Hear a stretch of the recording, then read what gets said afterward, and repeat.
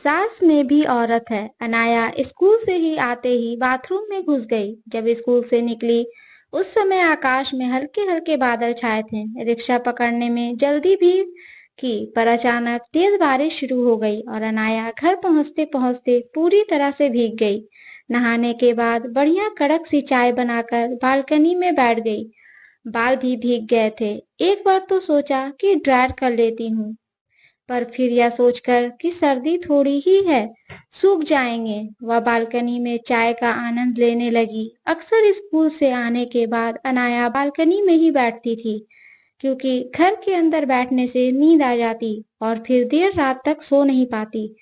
Phone अंदर charging पर लगा दिया। पूरे दिन बच्चों के साथ सिर खपाकर किसी फोन को अटेंड करने का भला कहीं मन करता है। अनवर भी 2 दिन के ऑफिस टूर पर गए हैं। तभी फोन की घंटी बजी। अनवर का फोन था। हेलो अनाया, कल रात सड़क दुर्घटना में कार्तिक नहीं रहा। मैं घर पहुंच रहा हूँ। क्या मेरे साथ अंतिम संस्कार के लिए चल सकोगी? शायद मम्मी जी को इस समय तुम्हारी सबसे ज्यादा जरूरत होगी। हाँ अनवर, आ जाओ, मैं तुम्हारे साथ चलूंगी। कैसा भी था, पर मम्मी जी का तो बेटा ही था। वह सामने की बालकनी में बैठकर अनवर का इंतजार करने लगी। तभी उसकी नजर सामने खेलते बच्चों पर गई, और जो टीचर टीचर खेल रहे थे। उन्हें यह खेल खेलता देख अनाया को याद आ गया कि बचपन में वो दोनों भाई बहन भी ऐसे ही खेलते थे। उस समय भला किसे पता था कि अनाया के भाग्य में टीचर बनना ही लिखा है। सच ही है, भविष्य का किसी को नहीं पता। पढ़ाई पूरी करने के बाद भी नौकरी के बारे में तो सोचा भी नहीं था। मम्मी पापा भी यही चाहते थे कि जो करना है शादी के बाद करना है। जिस दिन कार्तिक के साथ सगाई हुई, मम्मी चाह कर भी बोली, कभी सोचा भी नहीं था कि अनाया इतने बड़े घर में जाएगी। अब तो नौकरी का प्रश्न ही नहीं उठता। दो दो पेट्रोल पंप हैं, गैस एजेंसी है, वे लोग ही औरों को नौकरी पर रखते हैं। वैसे भाभी ने कह दिया कि अनाया घर में खाली बैठने वाली नहीं है। बड़ा मन करेगा तो चली जाया करना कार्तिक के साथ दफ्तर। कभी कभी अनाया को मम्मी की बातों में अहंकार की बू आ जाती। वह शादी करके राजसी ठाठ भी भोगने लगी। शादी से पहले 6 महीने तक मौज मस्ती में ही गुजर रह गए। उसके बाद एक दिन कार्तिक बोला, अनाया डार्लिंग, बहुत हो चुका मौज मस्ती, अब काम भी देखना है। तुम अपने तरीके से जिंदगी जीने के लिए आजाद हो। मेरे घर आने जाने का कोई समय नहीं होता, तो प्लीज कभी टोका टाकी मत करना। अनाया साधारण परिवार की लड़की।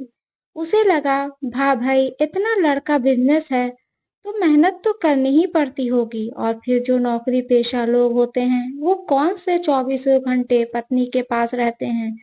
ज्यादा से ज्यादा 10 बजे तक आ जाया करेगा। अब अनाया का समय अपनी सास और ननद के साथ गुजरने लगा।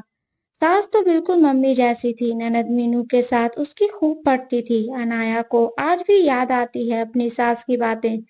वे अक्सर कहती, अनाया बेटा, तुम भी ऑफिस ज्वाइन कर लो, इस तरह कार्तिक के साथ भी रहोगी और बाहर निकलने से तुम्हारा आत्मविश्वास भी बढ़ेगा। पर मम्मी, आप भी तो घर पर ही रहती हैं, मुझे बोरियत नहीं होती? अरे बेटा, हमारा जमाना अलग था। अब हर लड़का चाहता है कि उसकी पत्नी किसी हीरोइन की तरह लगे। केवल सुंदरता में ही नहीं, फैशन में, नॉलेज में, हर चीज में तेज तर्रार। तुम अभी कॉलेज से निकली हो तो तुम्हें अभी आदत है। एक बार घर में रहने का रूटीन बन गया तो वैसे ही आदत पड़ जाती है। अनाया ने सास की हर बात को हंसी में उड़ा दिया। धीरे धीरे उसे आराम की आदत पड़ गई। सुबह 10 बजे तक सोना, पूरे दिन फोन पर घूमना फिरना। पर एक दिन इन सब से भी मन भर जाता है। अनाया के विवाह को 5 साल हो गए। अब हर कई परिवार को आगे बढ़ाने के बारे में सवाल करने लगा। लोगों को लगता था कि जानबूझकर अभी तक बच्चे की प्लानिंग नहीं की, जबकि सच्चाई दूसरी थी। माँ के जोर देने पर कार्तिक अनाया को बिजनेस टूर पर ले तो जाता था, पर अनाया गार्ड के साथ घूमती। सोशल मीडिया पर उसकी फोटो देखकर लोगों को लगता कि अनाया तो सपनों में जिंदगी जी रही है। बिजनेस पार्टी में जाने का नाम से उसे घबराहट होती और वह होटल के कमरे में अकेली बैठी रहती। हर रोज झगड़े कार्तिक की अनाया में कोई दिलचस्पी नहीं थी। जिस तिरस्कार को अनाया तकरीबन पिछले 3 सालों से मन में ही बोझ झेल रही है थी, आखिर एक दिन सुबह सुबह वो कार्तिक ने खुले शब्दों में बयां कर दिया, जाहिल गंवार औरत, मैंने तो यह सोचकर शादी की थी कि चुपचाप पड़ी रहेगी, वरना क्या तुम मेरे लायक थी? सोचा था कि जहाँ घर में इतने नौकर हैं, तुम भी बिना सवाल के खुद भी रहोगी और मुझे भी शांति से रहने दोगी। पर तुम तो अधिकार मांगने लगी, एक बच्चा तक तो पैदा कर नहीं पाई, बांझ कहीं की। आगे से कभी कोई प्रश्न किया तो घर से निकाल दूंगा।